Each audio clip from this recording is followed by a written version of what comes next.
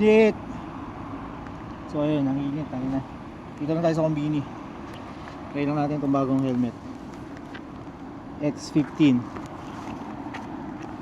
So guys, so subukan natin yung bagong helmet na X15. Bango. May bago. Bago eh. So ayun, saktong sakto lang siya. Sukat na sukat.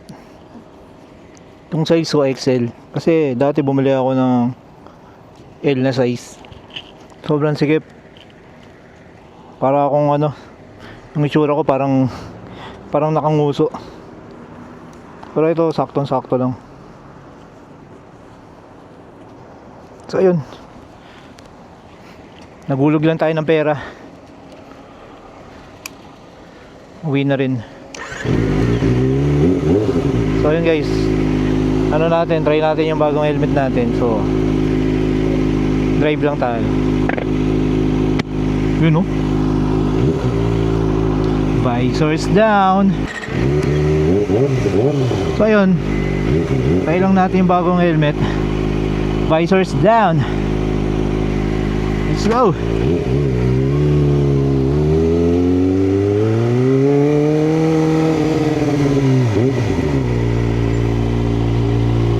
Di ba?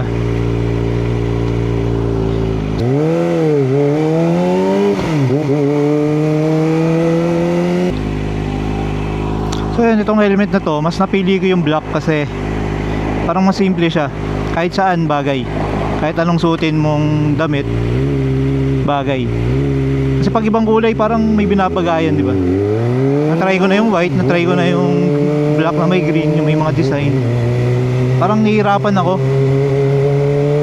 akong ano, i-partner siya sa mga damit na pang motor.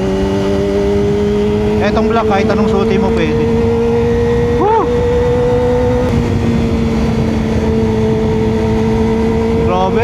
Grabe tong helmet nito, wala kang maririnig na ano, na wind noise.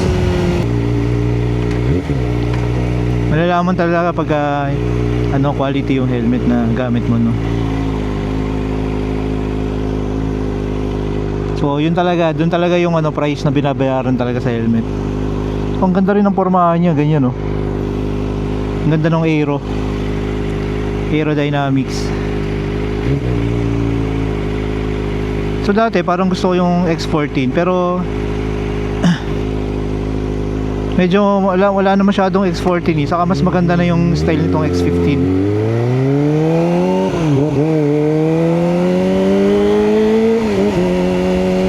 Actually pinagpalihan ko rin yung Z8 kaso walang size. Saka ipi-phase out na daw yung ano, Z8. May bago na siyang kapalit, 2026 model.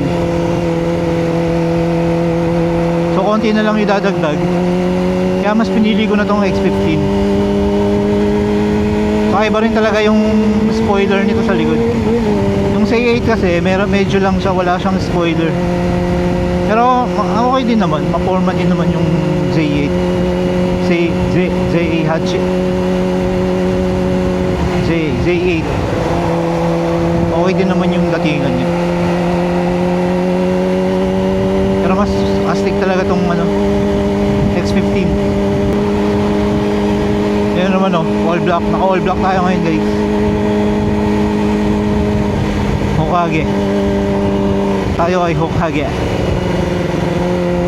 Hokage rider nga, di ba?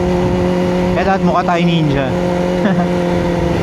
Kasi nakasakay tayo sa ninja, kaya dapat yung rider mukhang ninja rin.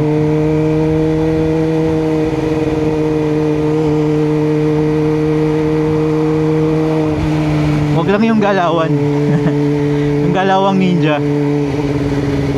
Pero yun nga guys, another day, another ride na naman tayo. So sinubukan ko lang itong bagong helmet natin na X15. So sobrang gaan niya, no. Hindi nakakangalay sa leg. Sobrang comfortable niyang gamitin. Yung HJC okay naman. Kaso nagkamali ako ng bili ng size nun eh, masyado masikip sa akin. Pero siguro kung XL din yung kinuha ko dun, okay din. So ayun, uwi na tayo bago pa maubutan tayo ng ulan. So sa 7-Eleven lang naman ako pumunta ngayon.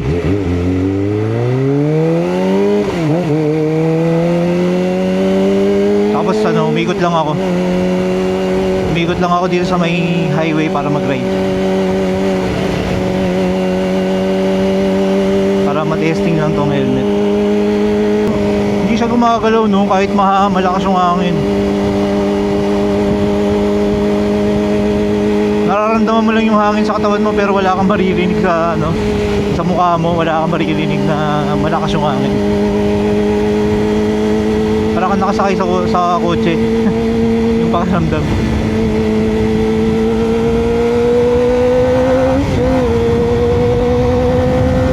Ayan oh, walang kaalog-alog oh.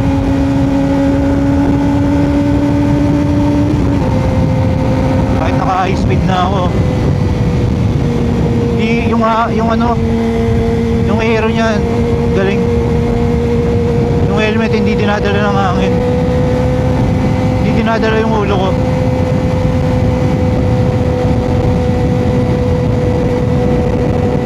Ano? Hindi dinadala yung ulo ko. Yung kasi alam niyo yun, yung na-experience ba yun guys? Kapag malakas yung hangin, yung parang yung ulo niyo parang ginaganon. Parang dinadala ng hangin. Pero ito hindi. Sobrang kapit na kapit siya sa ulo ko.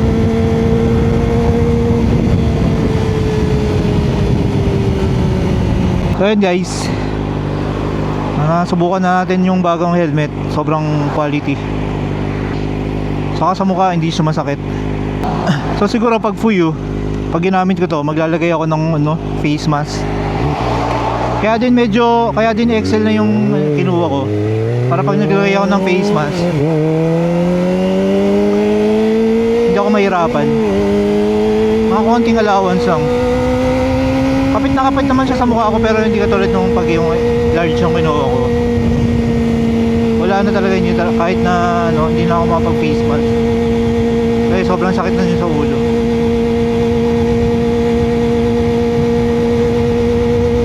Pero to hindi ko pa naman natatry. Dahil nga summer ngayon. So talagang gusto ko mag face mask kasi pag summer. Para hindi siya pinapawisan, di ba? Pag kasi pagka wala kang face mask, ito yung pag pinawisan ka, direkto na dito sa di ba? So ayun.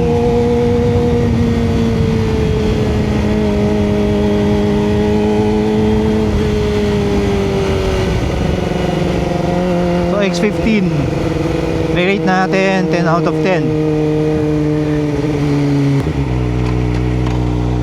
Ito pa lang naman yung na-experience ko na helmet na talagang nagustuhan ko talaga. Bukod sa HJC.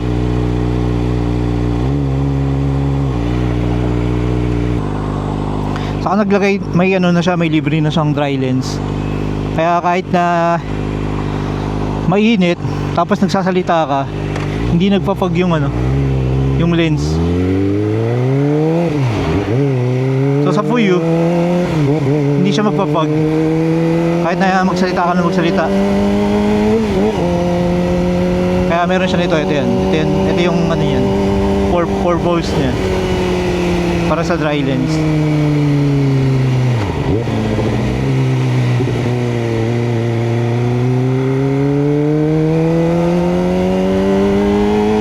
So ayun, malapit na tayo sa bahay. Dahil uulan na. So mamaya mag-ano naman tayo. Kung hindi umulan, mag-Uber Eats ako. Para may swelduin kahit pa paano.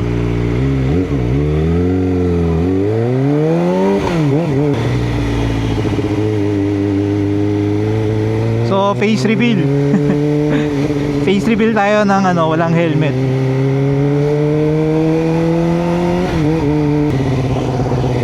Ayun na guys, malapit na ang moment of truth. Magpa-face reveal tayo.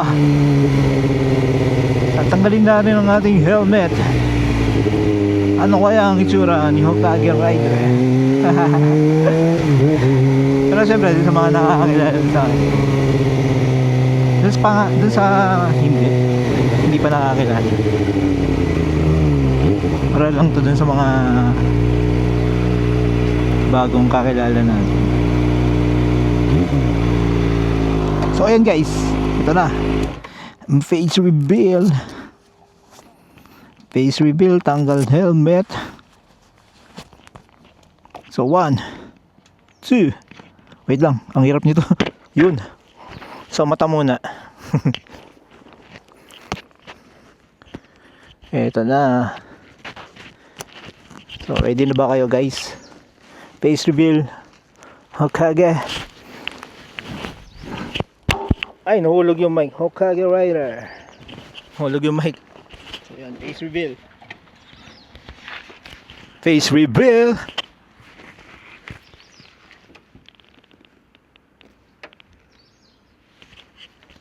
So yan guys, pag face reveal na tayo. So hanggang dito na lang guys. Ciao. Fresh out the house, got the beat on suicide as I ride up and down Martin Luther King Drive. Standing tall, looking down on the block. These boys snitching all day. I look around on the block.